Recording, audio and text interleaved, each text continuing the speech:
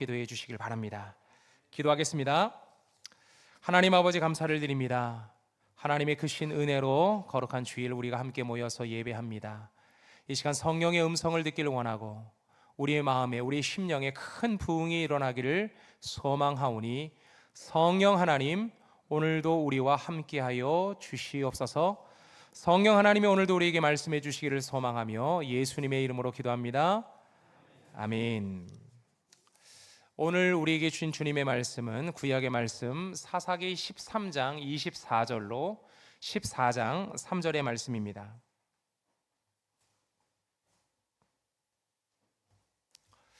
사사기 13장 24절로 14장 3절의 말씀인데요, 한 절씩 교독하겠습니다. 이 여인이 아들을 낳음에 그의 이름을 삼손이라 하니라. 그 아이가 자라매 여호와께서 그에게 복을 주시더니 소라와 에스타올 사이 마하네단에서 여호와의 영이 그를 움직이기 시작하였더라. 삼손이 딥나에 내려가서 거기서 블레셋 사람의 딸들 중에서 한 여자를 보고 올라와서 자기 부모에게 말하여 이르되 내가 딥나에서 블레셋 사람의 딸들 중에서 한 여자를 보았사오니 이제 그를 맞이하여 내 아내로 삼게 하소서 하매 함께 읽습니다. 그의 부모가 그에게 이르되 내 형제들의 딸들 중에나 내 백성 중에 어찌 여자가 없어서 내가 할례 받지 못한 블레셋 사람에게 가서 아내를 맞이하려 하느냐 하니 삼손이 그의 아버지에게 이르되 내가 그 여자를 좋아하오니 나를 위하여 그 여자를 데려오소서 하니라. 아멘. 이것은 주님의 말씀입니다. 여러분, 날개를 달아보신 적이 있습니까? 날개. 저 어렸을 때 교회에서 선극을 하면 하얀색 그 성가대 가운을 입고 천사 날개를 하고 천사일 그 역할을 했던 기억이 납니다. 그리고 해화동에 가면 벽화마을이 있거든요. 벽화마을을 이제 지나가면서 구경하다 보면 한 벽에는 날개 그림이 그려져 있는 곳이 있어요. 그래서 그곳에서 멋진 포즈를 취하고 사진을 찍으면 마치 날개를 달고 하늘을 날아가는 것처럼 아주 멋진 사진, 멋진 장면들이 연출이 됩니다. 그래서 많은 사람들이 그 앞에서 그렇게 사진 찍는 모습들을 보게 됩니다. 그리스 신화에 이카로스 이야기가 전해지는데요, 이카로스의 아버지 다이달로스가 크레타 섬의 왕이었던 그 미노스의 제안을 받아서 아무도 빠져나올 수 없는 미궁을 하나 만듭니다. 여기 들어가면 어느 누구도 빠져나올 수가 없는 거예요. 그런데 미노스 왕의 미움을 산 다이달로스와 그의 아들 이카로스가 그만 미궁에 갇히게 됩니다. 여기서 어떻게 나가야 될까? 하늘로 날아가는 방법밖에 없어서 그의 아버지와 그 이카로스가 밀랍으로 새 깃털들을 붙여서 날개를 만들어서 그 날개를 달고 하늘로 날아가기 시작하는데요, 아버지가 아들에게 이런 말을 합니다. 절대로 하늘 높이 더 높이 날면 안 된다. 잘못 높이 날았다가는 태양의 열기 때문에 밀랍이 녹아서 이 날개가 떨어져서 결국에는 떨어져 죽을 수도 있다. 이제 이런 말을 하면서 높이 날지 말라고 경고를 합니다. 그런데 탈출에 성공한 것에 도취된 이카로스가 그만 더 힘껏 하늘을 향해서 태양을 향해서 올라가게 되죠. 그러면서 밀랍이 녹아내리고 날개를 잃어버린 이카로스는 바다에 떨어져서 죽게 됩니다. 이 그리스 신화에서는 이카로스가 인간의 욕망과 한계를 상징하는 인물이다, 그렇게 이 이야기를 전해주고 있는데요, 이것을 모티브로 한 이문열의 추락하는 것은 날개가 있다라는 소설이 있어요. 이 소설 안에서도 젊은이의 사랑과 집착, 성공과 파멸의 이야기를 다루면서 인간의 욕망과 한계를 보여주면서 끝없이 추락하는 그런 남녀의 모습을 이 소설 속에서는 보여주고 있어요. 오늘 본문은 어떤 본문이냐? 추락하는 사사의 이야기입니다. 사사가 어떤 인물입니까? 하나님께서 이스라엘 백성들을 구원해 내기 위해서 특별히 선택한 사람이고 구별한 사람이고 이스라엘의 리더로 세운 사람임에도 불구하고 이제 그 사사가 추락하는 그 장면이 이제 13장에서부터 16장에 이르는 이 사사기의 내용 속에서 우리는 보게 됩니다. 그곳에 등장하는 사사가 바로 삼손인데요. 삼손은 태어날 때부터 하나님께 선택받은 나실인이었습니다. 나실인이 뭡니까? 나실인이라는 것은 일정 기간 동안 또는 평생 동안 하나님 앞에 구별된 사람을 말하는 거예요. 그래서 하나님 앞에 거룩하게 구별되었기 때문에 포도주와 독주를 마시지 않았고 머리카락도 자르지 않고 죽은 시체도 만지지 않았어요. 하나님의 사명을 감당하려면 거룩해야 했기 때문에 이렇게 거룩함을 유지하려고 애를 썼던 거죠. 이 사람이 나실인입니다. 그런데 삼손은 나면서부터 나실인으로 헌신된 사람이었어요. 엄마 뱃속에서부터 벌써 나실인으로 하나님께서 선택한 사람이었어요. 그래서 그 엄마는 아이를 뱃속에 임신한 때부터 포도주와 독주를 마시지 않아요. 부정한 것을 먹지도 않고 부정한 것들을 만지지 않았어요. 그래서 이 아이를 복중에서부터 구별해서 아이를 키웠고 아이를 출산하고 또 기르게 된 거죠. 나실인은 이만큼 하나님 앞에 선택받은 그런 사람입니다. 그런데 그 나실인이었던 삼손이 추락하는 내용이 이 13장부터 시작하는 16장에 이르는 이 사사기의 내용입니다. 삼손이 사사로 부름을 받았을 때 이스라엘은 또다시 하나님을 떠나게 됩니다. 그래서 하나님은 심판으로 40년 동안 블레셋 사람들에게 괴롭힘을 당하게 하시는데요, 이 사사기의 사이클이 다시 반복해서 시작되는 장면이 보입니다. 하지만 하나님은 나실인이었던 사사를 통해서 이스라엘을 구원할 준비를 하세요. 그에게 특별한 날개를 달아주십니다. 그 특별한 날개를 통해서 이스라엘 백성들을 완전히 해방할 계획을 세워주십니다. 그래서 블레셋으로부터 이스라엘 백성들을 해방시켜 주시기를 원하시는데요, 블레셋이 40년 동안이나 이스라엘을 괴롭혔거든요. 굉장히 강한 민족이었겠죠. 블레셋은 어떤 민족이냐? 이스라엘 백성들이 광야를 마치고 가나안 땅에 들어갈 때부터, 진입할 때부터 블레셋 민족도 저 멀리 지중해에서부터 이 가나안 해안 쪽으로 들어와서 이제 가나안 해안 쪽에서 살던 민족이 바로 이 블레셋 민족입니다. 그런데 그들이 이제 이 해변가에서 점점 내륙으로 밀고 들어가면서 이스라엘과 잦은 충돌이 일어납니다. 그들은 철기로 무장한 민족이었어요. 그래서 이스라엘 백성들이 감당하기가 참 어려웠어요. 어느 정도로 그들을 감당하기가 어려웠느냐? 다윗 시대까지, 이스라엘이 가나안 땅에 정착하면서부터 다윗 시대까지 끊임없이 이스라엘을 괴롭혔던 민족이 바로 블레셋입니다. 그런데 하나님이 삼손을 사사로 세우신 것 아닙니까?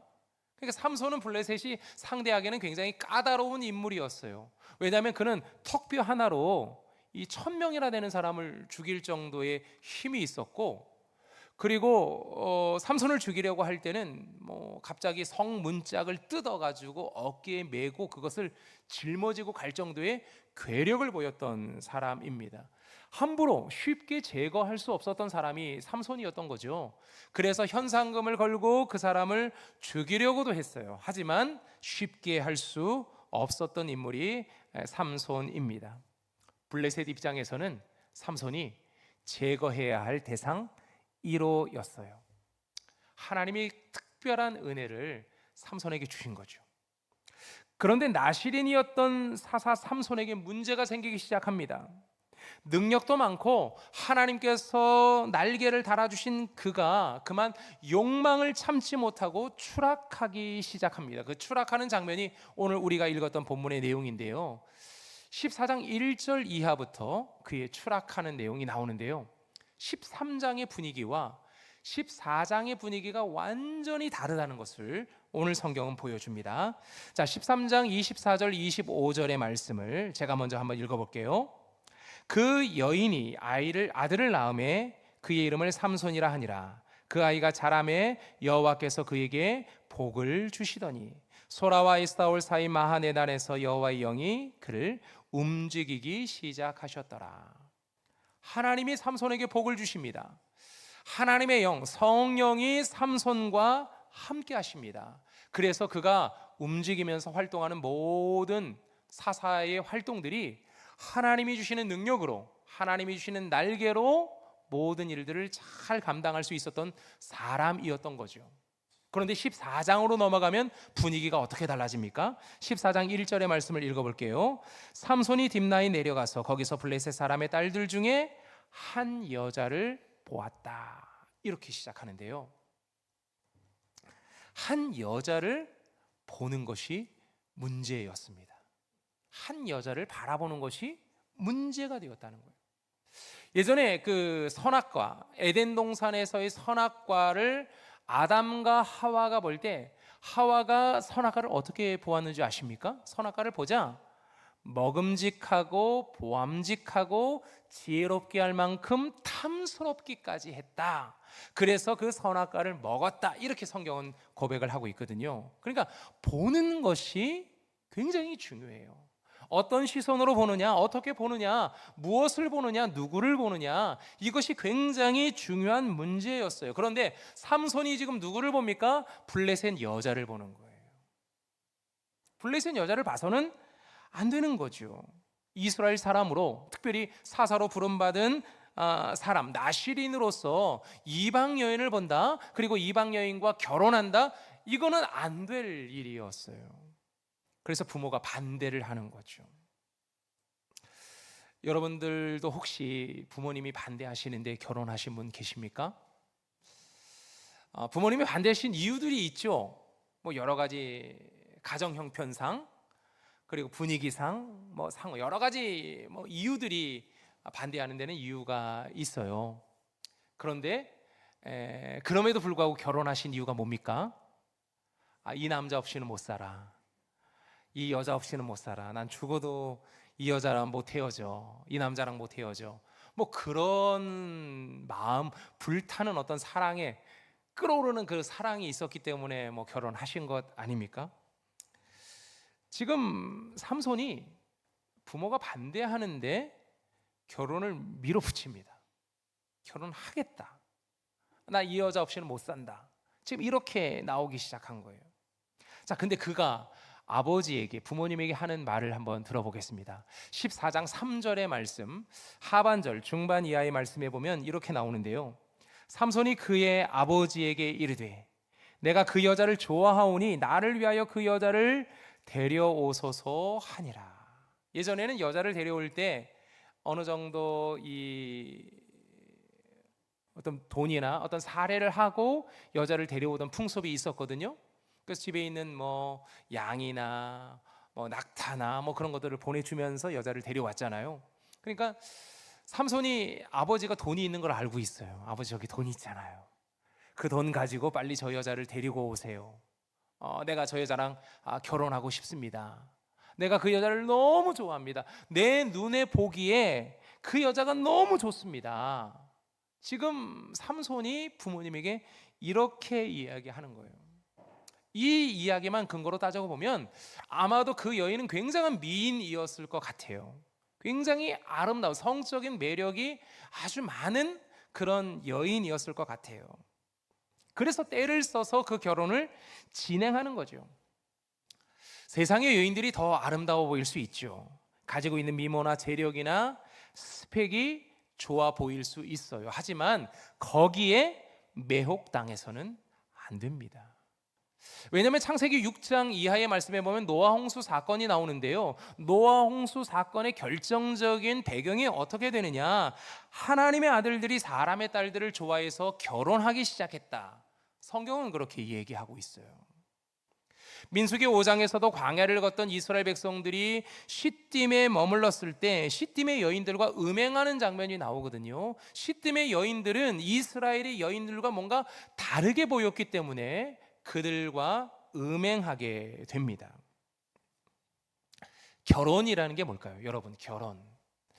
보통 결혼 주례에서 그 결혼의 의미나 앞으로 어떻게 살아야 되는지 이제 그것에 대한 이야기를 많이 하는데, 요즘은 주례도 없어서 이런 이야기를 어디서 들을 때도 마땅치가 않은데, 여러분, 결혼이 뭡니까?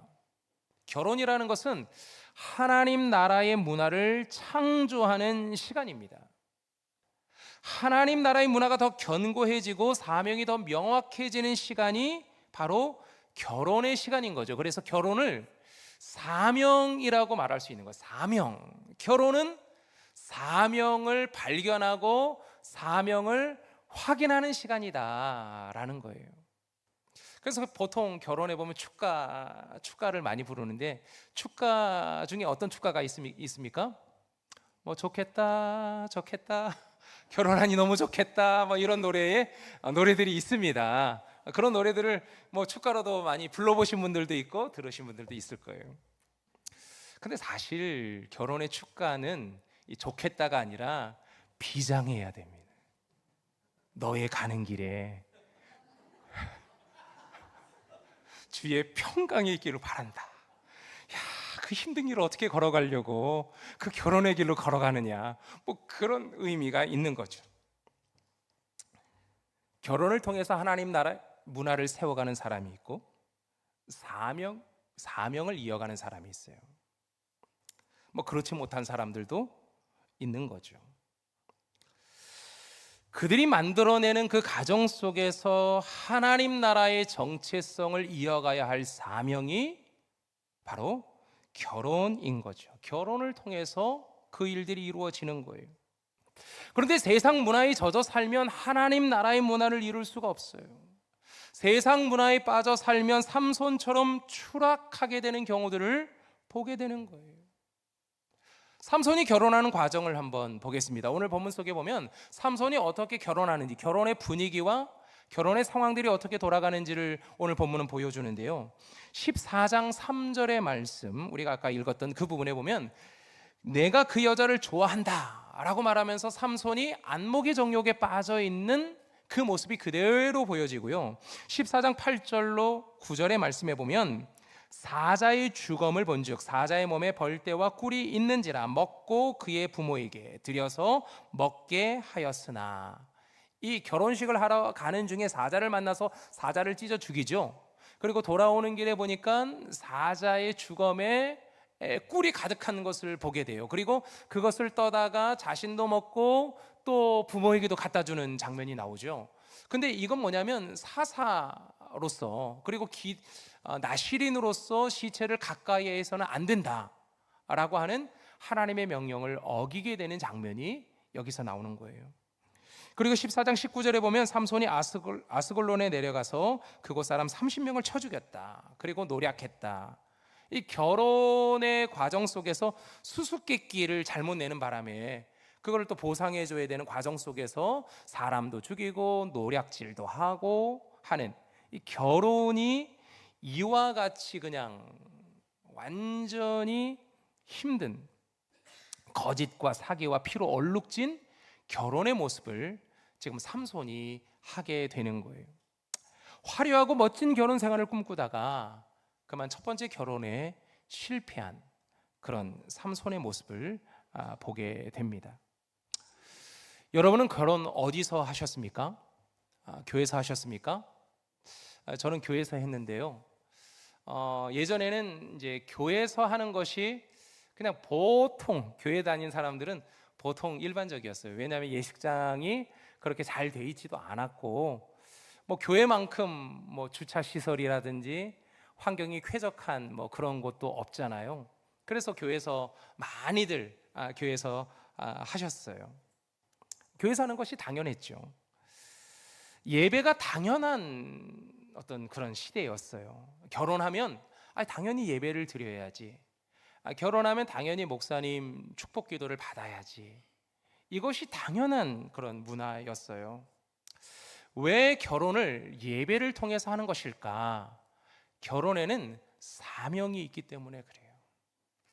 사명을 깨달아야 하고 사명을 발견해야 되고 사명을 가지고 이 가정을 세워나가야 하기 때문에 결혼을 교회에서 하게 된 거죠. 사실 교회는 예식장에 비하면 화려하진 않습니다. 여러 가지 시설이나 그런 것들이 조금은 불편할 수도 있습니다. 그리고 좀 자유롭지도 못하는 거죠. 그래서 교회에서 뭐 이런 축가를 불러도 되나 할 정도의 어떤 그 축가를 선택하는 것도 굉장히 조심스럽게 선택을 해야만 했던 시대가 있었어요. 하지만 화려한 조명은 없어도 교회에서의 예배, 예식, 결혼 예식은 거룩과 경건, 그리고 말씀과 찬양이 울려 퍼지는 시간이 바로 결혼의 예식 아닙니까? 그것을 통해서 우리의 가정이 하나님 나라의 문화를 세워가고, 그리고 그것을 통해서 우리 가정에 주신 사명을 발견하고 이제 세상 속으로 나가겠다, 그 가정을 축복하면서 함께 응원하면서 기도하는 시간이 바로 우리의 결혼 예식의 시간이라는 거예요. 그럼 여러분, 이제 여러분의 자녀가 이제 결혼을 앞두고 있다면, 그리고 이제 결혼을 어디서 해야 되나 고민하고 있다면 교회에서 하십시오. 교회 너무 쾌적하고 좋습니다. 저희 주차장 넓습니다. 식당도 아주 쾌적하고 좋습니다. 그렇게 하면서 화려함이 아니라, 세상의 화려함이 아니라 하나님 나라를 꿈꾸는 것이 결혼의 시작이라는 거예요. 사실 삼손이 그와 같이 살아야 했는데 그는 세상 문화에 그만 빠져버렸어요. 그렇게 해서 20년이 흘러갔거든요. 그런데 또다시 그가 세상 문화에 빠지는 장면이 성경 15장 20절에서 16장 1절의 말씀에 보입니다. 15장 20절, 블레셋 사람의 때에 삼손이 이스라엘의 사소로 20년 동안 지냈더라. 삼손이 가사에 가서 거기서 한 기생을 보고 그에게로 들어갔더니, 20년 동안은 별일 없었어요. 그런데 20년 후에 또다시 가사의 한 기생을 보고 그에게로 들어갑니다. 한눈에 반한 거죠. 그 여자를 취하기를 원했던 거예요. 이때만이 아니라 16장 4절에 보면 우리가 잘 알고 있는 드릴라의 이야기가 나옵니다. 드릴라에게 성적인 매력에 빠져버린 거죠. 결국 이러한 행동들로 인해서 거룩함의 상징이라고 할 수 있는 머리털이 밀리게 되고 모든 힘을 잃어버립니다. 나실인이었던 삼손이 이 정도였으면 아마도 그 당시 모든 청춘 남녀들은 이거보다 더하게 아마 살았을 거예요. 그런 것들이 보편화된 문화 속에 살았겠죠. 당시의 젊은 남녀들이 이방인들과 쉽게 결혼하고 음란에 빠져버린 거죠. 삼손의 추락은 이스라엘의 추락으로도 이어져 가는데요. 이제 사사기 17장부터 21장까지의 말씀을 쭉 읽어보면 제사장들도 추락하고 백성들도 추락하고 같은 민족끼리 서로 칼을 겨누면서 싸우는 민족 분열의 문제까지도 사사기에서 그대로 보여줍니다. 사사기의 끝은 해피엔딩이 아니라 새드 엔딩을 보여주는 거죠. 여기서 우리의 모습을 돌아보아야 합니다. 우리는 지금 하늘 높이 비상하고 있는가, 아니면 추락하고 있는가? 한국교회는 비상하고 있는가, 추락하고 있는가? 우리의 가정은 비상하고 있는가, 아니면 추락하고 있는가? 부끄러운 고백이지만 많은 목회자들이 추락했습니다. 목회자의 가정이 추락했고 교회 중직자들의 가정이 추락했습니다. 목회자의 자녀뿐만 아니라 교회를 열심히 다닌다고 하는 성도님들의 가정의 자녀들도 추락하고 있습니다. 목회자의 추락은 성도들의 추락으로 이어지고, 성도들의 추락은 한국교회의 추락으로 이어지고, 영적인 힘을 상실한 교회는 세상에 아무런 영향력도 행사할 수 없는 상태까지 되어 버렸습니다. 하나님이 한국교회에 주신 날개는 다 어디에 두고 추락하고 있는 걸까요? 우리의 신앙에 달아주신 날개는 다 어디에 두고 우리는 추락하고 있는 것일까요? 하나님은 우리가 추락하는 것이 아니라 멋지게 비상하기를 원하십니다. 끝없는 광야의 길에서도, 헤어나오지 못하는 인생의 미로에서도 수많은 탐욕과 교만이 우리를 유혹해도 우리는 그 속에서 비상하기를 원하시는 것이 주님이십니다. 그것을 위해서 오늘도 우리에게 날개를 달아주신 거예요. 하나님이 우리에게 달아주신 날개가 무엇입니까? 성령 충만이거든요. 하나님이 우리에게 달아주신 날개는 성령의 충만입니다. 삼손이 멋지게 날아오르는 그 장면마다 성경을 읽어보면 그에게 성령이 강하게 임한 사건들을 보여주고 있는데요, 사사기 13장 24절에서 25절, 그리고 사사기 16장 6절, 14장 19절, 15장 14절의 말씀에 보면 여호와의 영이 그를 움직이기 시작하고 삼손에게 강하게 임하기 시작했다. 성경은 그것을 보여주고 있어요. 하나님의 영이 그에게 강하게 임할 때, 하나님의 영이 그를 움직일 때 그는 세상을 감당할 만한 사사의 역할, 나시린으로서의 역할을 충분히 감당할 수가 있었어요. 하지만 그것들을 잃어버릴 때 결국에는 추락하고 만 거죠. 하나님께로 날아올라야 할 그 날개에 교만이 쌓이면 결코 하나님께로 날아갈 수가 없습니다. 삼손이 교만했어요. 자신의 힘과 능력으로 이 모든 것들이 이루어진 것처럼 자만에 빠졌던 거죠. 결국 교만은 죄를 짓게 만들었고 그 죄는 날개를 무겁게 만들었고 결국 추락하게 만들었어요. 그리고 정체성을 잃어버리면 결코 하나님께로 날아갈 수가 없어요. 삼손은 나시린 아닙니까? 근데 그는 나시린으로서의 정체성을 잃어가고 있었어요. 부모님의 말씀도 들리지 않고 하나님의 말씀도 들리지 않고 오히려 자기 소견에 옳은 대로 행했다. 이 사사기가 보여주고 있는 영적인 상태를 말하는 거거든요. 하나님의 음성이 들리지 않는 상태, 자기 소견에 옳은 대로 행하는 상태, 그 상태가 사사기의 상태인데 그렇게 정체성을 잃어버린 날개로는 결코 하나님께로 올라갈 수가 없다는 거죠. 사망의 깊은 잠에 빠지면 하나님께로 날아갈 수가 없어요. 그런데 삼손이 드릴라의 무릎에서 깊은 잠에 빠집니다.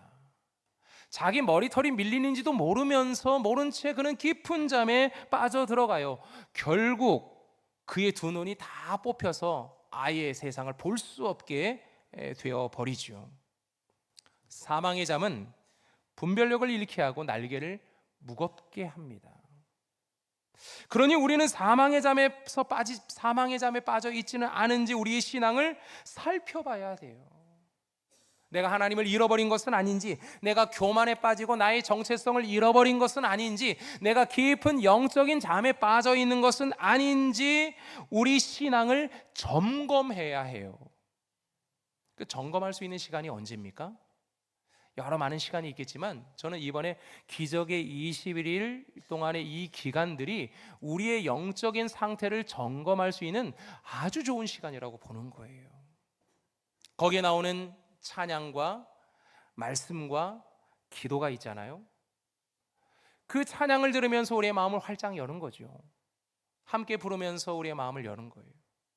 그리고 나의 인생 가운데 어떻게 하나님이 내 인생을 디자인하셨는지, 내 인생을 만져주셨는지에 대한 이야기의 간증들이 이 20명의 간증자들이 나와서 그 간증의 이야기를 하는 거거든요. 그 이야기를 들을 때마다 내 신앙을 점검할 수 있어요. 나는 과연 하나님을 향한 뜨거운 열정을 가지고 있는가? 내 안에 있는 그 죄를 내가 철저하게 끊어내고 있는가? 하나님께서 나에게 주신 이 날개, 이 성령 충만함의 날개를 잘 유지하면서 하나님께로 힘껏 날아오르고 있는가? 나의 신앙을 분명히 점검할 수 있을 거예요. 그것들을 점검하고 다시 한번 하나님께로 날아오르자라는 거죠. 그것이 저는 기적의 21일 특별한 밤 예배라고 생각합니다. 여러분, 토요일부터 시작하는데요, 이번 토요일부터 여러분 바쁘고 분주한 어떤 일정들을 뒤로 미루고 여러분의 스케줄표에 꼭 기록을 해두세요. 21일간 예배하는 날, 저녁 8시부터 예배하는 날, 꼭 여러분 스케줄표를 작성해서 예배하시길 바랍니다. 그리고 하나님을 만나시길 바랍니다. 교만을 떨쳐버리고 정체성을 회복하고 사망의 깊은 잠에서 깨어나 성령 충만하기를 원합니다. 그리고 성령의 날개를 달고 힘껏 하나님 앞으로 날아 올라가길 원합니다. 우리의 마음에 이런 뜨거운 부흥이 일어나면 한 영혼을 바라보는 우리의 시선이 달라져서 초청주의를 다르게 볼 수 있는 거예요. 잃어버린 영혼을 주님께로 인도할 수가 있는 거죠. 그 잃어버린 영혼이 나의 부모님일 수도 있고, 나의 아들과 나의 딸일 수도 있는 거죠. 나의 배우자일 수도 있고, 나의 형제일 수도 있죠. 그리고 늘상 만나는 우리의 이웃일 수도 있는 거예요. 그들을 바라보는 시선 속에 하나님의 시선으로 그들을 바라볼 수만 있다면 이번 초청주일은 사실 성공한 거죠. 내 시선이 그들을 바라보는 나의 마음이 달라졌다면 우리 마음에 영적인 부흥이 일어나고 있는 거예요.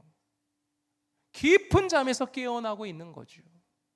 하나님의 은혜를 경험하고 있는 거예요. 우리에게 이런 간증이 있는 복된 시간이 되었으면 합니다. 그래서 이번 기적의 21일간의 그 간증의 내용들을 보면 1일차부터 21차까지의 간증자만 있어요. 나머지 21일은 누가 간증자냐? 저와 여러분이 간증자인 거예요. 21일의 마지막 날에 예배를 드리면서 가정 안에서 나의 간증을 가족과 함께, 때로는 우리 교회 안에 목장에서 목장 식구들과 함께 그 간증의 시간을 나누는 그런 날이거든요.